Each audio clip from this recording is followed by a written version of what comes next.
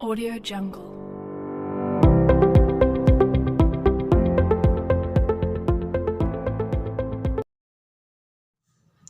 Assalamualaikum warahmatullahi wabarakatuh. Perkenalkan, nama saya Abdul Malik, NIM 3419032. Saya dari mahasiswa IAIN Pekalongan. Di sini saya mengambil jurusan Komunikasi dan Penyiaran Islam dan saat ini saya masih semester 4. Dalam pembuatan video ini dalam rangka untuk memenuhi tugas makul produksi penilaian pers. Langsung saja saya akan memaparkan sebuah jawaban saya. Soal pertama, dalam sebuah produksi penerbitan pers terdapat banyak jenis berita. Jelaskan masing-masing jenis berita dan jabarkan. Jawaban saya yang pertama adalah Strike news, berita langsung. Strike news, berita langsung adalah berita yang tertulis secara ringkas, lugas, apa adanya, biasa berisi informasi terkini tentang peristiwa yang sedang hangat, aktual, dan penting. Dan yang kedua, opini news. Opini news adalah berita yang berisi pendapat, pernyataan, komentar, praktis. Berita opini itu memberitakan pernyataan narasumber seperti pidato, konferensi pers, atau ucapan pejabat, pengamat, atau orang masuk kategori pembuatan berita. Yang ketiga, interpretive news. Interpreted news adalah berita yang dikembangkan dari struck news, adalah dengan tambahan komentar dan penilaian dari reporter atau narasumber yang berkompeten. Dan yang keempat, explanatory news, berita penjelasan. Jenis berita ini sifatnya menjelaskan secara detail dengan menguraikan sebuah peristiwa dengan data yang lengkap. Fakta dijelaskan secara rinci dengan beberapa argumen atau pendapat. Yang keempat, depth news. Depth news adalah berita mendalam yang dikembangkan dan dari berita yang sudah ada. Pendalaman berita dilakukan dengan cara mencari informasi tambahan dari narasumber atau fakta-fakta yang ada sebelumnya. Yang selanjutnya, yang kelima, investigasi news. Berita investigasi merupakan pengembangan dari berita yang sudah ada. Namun, berita investigasi adalah berita yang ditulis berdasarkan hasil penyelidikan wartawan, sebagaimana halnya polisi melakukan penyelidikan dan menyelidiki sebuah kasus.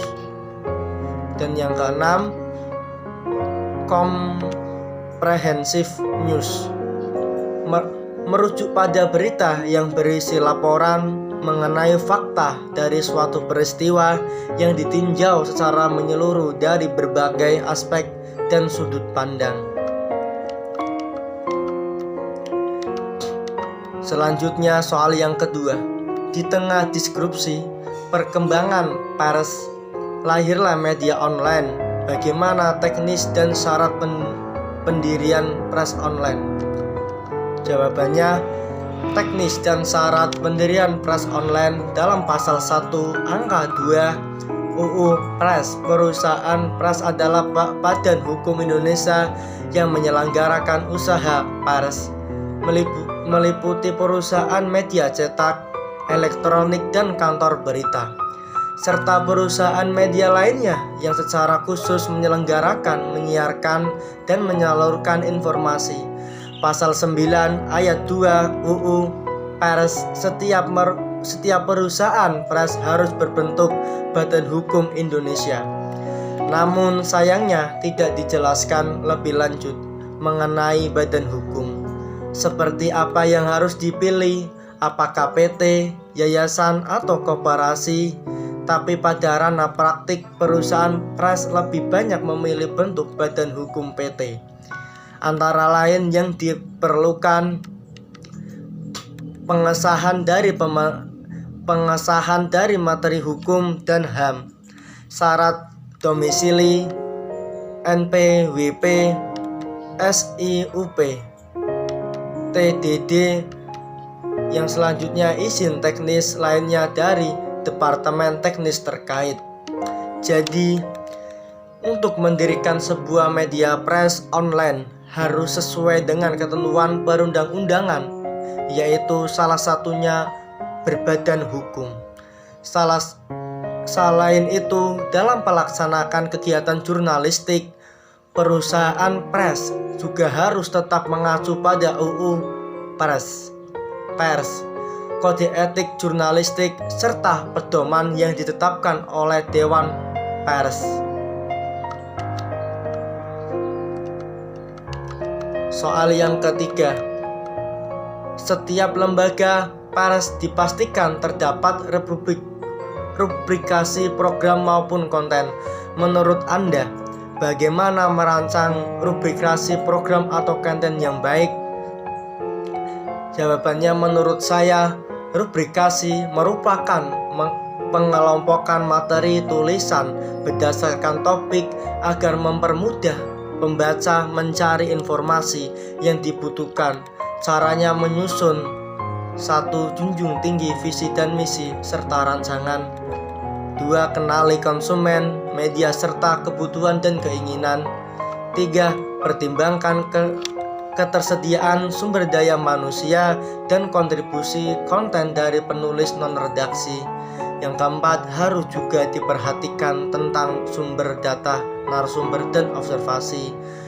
Yang kelima, pemahaman terhadap konten. Yang keenam, kontinuitas dan bentuk konten, suara, teks, video, foto, atau grafis.